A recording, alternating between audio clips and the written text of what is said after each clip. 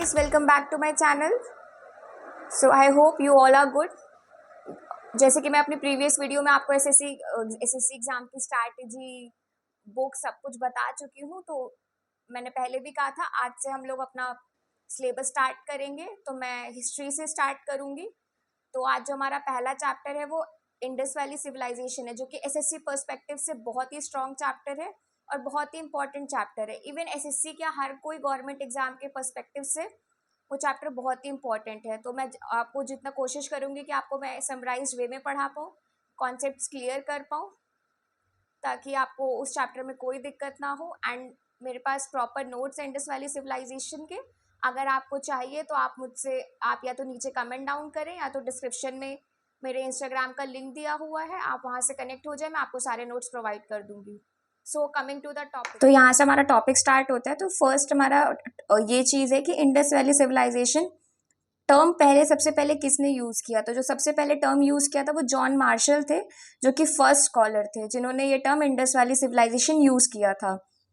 Indus valley civilisation flourish हुआ था 2500 BC to 1750 BC। Okay, अगर हम उसके जोग्राफिकल एक्सटेंड की बात करें इंडस वैली सिविलाइजेशन के, तो एक्सटेंड क्या होता है, वो एक्सटेंड करता है बलूचिस्तान से वेस्ट में टू आलमगीरपुर वेस्टर्न यूपी में, फिर जो कि ईस्ट में पड़ता है, और फिर जम्मू जो कि नॉर्थ में टू डायमाबाद जो कि महाराष्ट्र में साउथ में। ठीक है, फिर अगर हम उसकी कुछ इंपॉर्टेंट सिटीज़ की बात करें तो पहली सिटी आती है हड़प्पा, जो कि पाकिस्तान में है, जो कि जिसके थ्रू रिवर बहती है रवि, और जिसमें मतलब अगर उसके हम आर्कोलॉजिकल इंपॉर्टेंस की बात करें तो वहाँ पे रो ऑफ ग्रेनरीज थी, मदर गॉडेस के फिगर थे। फिर बात करते हैं दूसरी इंपॉर्टेंट सिटी की, जो कि मोहनजोदारो है, जो कि फिर पाकिस्तान में है, जिसके पास से रिवर गुजरती है, वो इंडस वैली।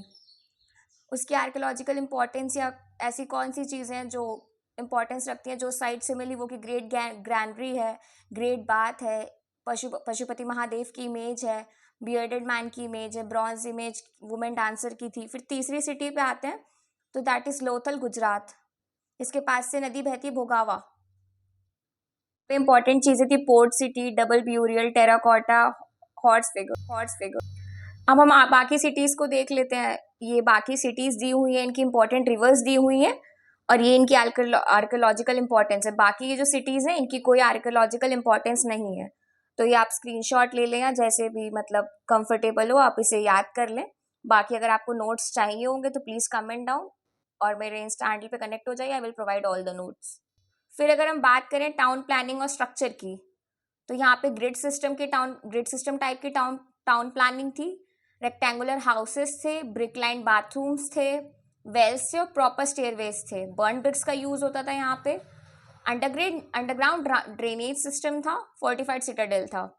फिर अब एग्रीकल्चर यहाँ पे क्या होता था, कॉटन की एग्रीकल्चर होती थी, राइस खस के प्रूफ्स फाउंड किए गए हैं। जो वीट और बार्ले है वो मेजरली कल्टीवेट होता था यहाँ पे।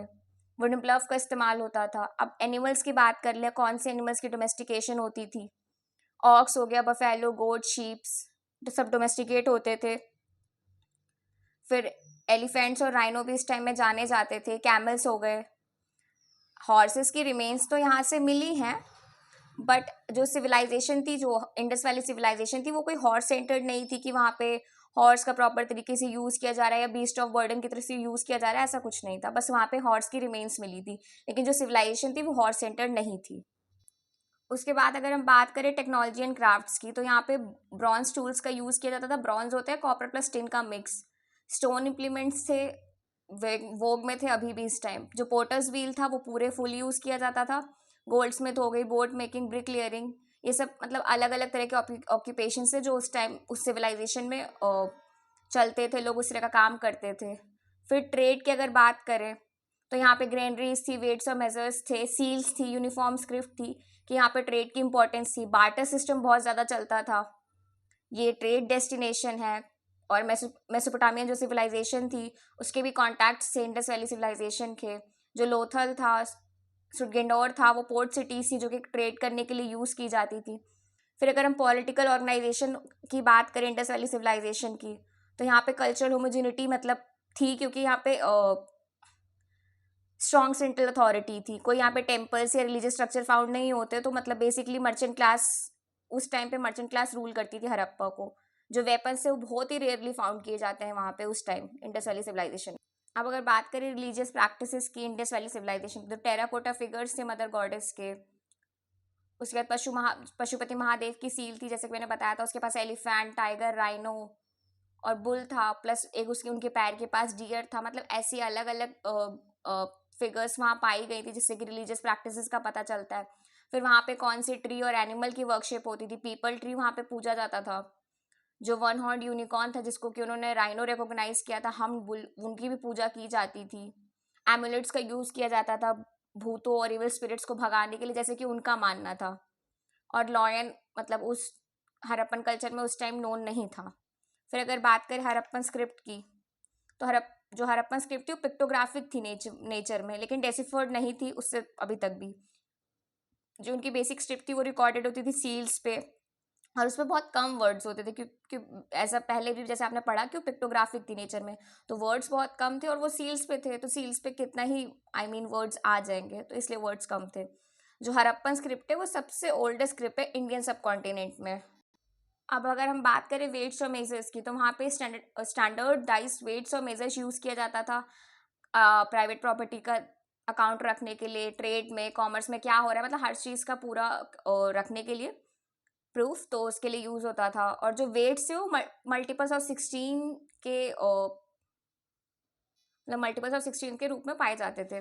फिर अगर हम पोट्री की बात करें कि हड़प्पन पोट्री में क्या होता था इंडस वैली सिविलाइजेशन में, तो वेल डेवलप्ड पोट्री टेक्निक्स थी, उसमें प्रॉपर डिज़ाइंस थी ट्रीज और सर्कल्स की। रेडवेयर पोट्री थी वहाँ पे, जो पेंटेड होती थी ब्लैक डिज़ाइंस के साथ। फिर अगर हम सील्स की बात करें, तो जो सील्स थी वहाँ यूज़ होती थी ट्रेड और वर्कशिप दोनों के लिए, जैसा कि आपने पहले भी पढ़ा अभी। और वहाँ पे उस सील्स पे बफेलो की इमेज, बुल, टाइगर, जो कि सील्स पे इंस्क्राइब्ड होती थी। फिर अगर हम टेराकोटा फिगर्स की बात करें इंडस वैली सिविलाइजेशन का, तो टेराकोटा क्या होता है, फायर बेक्ड अर्दन क्ले होता है, मतलब आग में पका हुआ अर्दन क्ले। फिर उसे टॉयज की तरह यूज करते थे, ऑब्जेक्ट्स ऑफ वर्शिप, ठीक है। उसके अलावा जो मासिव स्टोन वर्क्स है वो हड़प्पा में नहीं पाया जाता। अब अगर बात करें ओरिजिन, मेच्योरिटी और एंड इंडस वैली सिविलाइजेशन का, तो प्री हड़प्पन सेटलमेंट्स कहाँ थी, लोअर सिंध, बलूचिस्तान एंड कालीबंगन, जो कि मैंने आपको पूरी लोकेशन बताई थी। सबसे फर्स्ट जो हमने सबसे पहले उसका ओरिजिन लोकेशन पढ़ा था। मेच्योर हड़प्पा का टाइम था 1900 BC टू 2550 BC। अब इसका जो ये सिविलाइजेशन थी इंडस वैली सिविलाइजेशन, इसके डिक्लाइन का कॉज क्या क्या था। जो फर्टिलिटी थी ग्राउंड की वो घटती जा रही थी, क्योंकि जो आसपास का डेजर्ट था उसमें सैलिनिटी बढ़ती जा रही थी। फिर फ्लड्स बार बार आ रहे थे, जो अर्थक्वेक्स आ रहे थे वो इंडस का कोर्स चेंज कर रहे थे। और फिर जो आर्यंस आए उन्होंने हड़प्पन कल्चर को डिस्ट्रॉय कर दिया। फिर ये पोस्ट अर्बन फेस है, तो इसमें क्या हुआ था, जो कि 1900 टू 1200 BC है, जो कि इसमें क्या सब इंडस कल्चर था, चालकुलिथिक था चालकुलिथिक था plus Ahar culture, Malwa culture, Jorwe culture, various phases में डेवलप हुआ पोस्ट हड़प्पन सिविलाइजेशन के। Thank you, that's all. I hope आप सबको समझ में आया होगा प्रॉपर। मैं जितना समराइज कर सकती थी मैंने उतना इंडस वैली को समराइज करके समझाने की कोशिश की है। बाकी अगर कोई भी डाउट है, नोट्स चाहिए, so do please comment down and connect me on Instagram. I will provide my Instagram handle in the description. Thank you.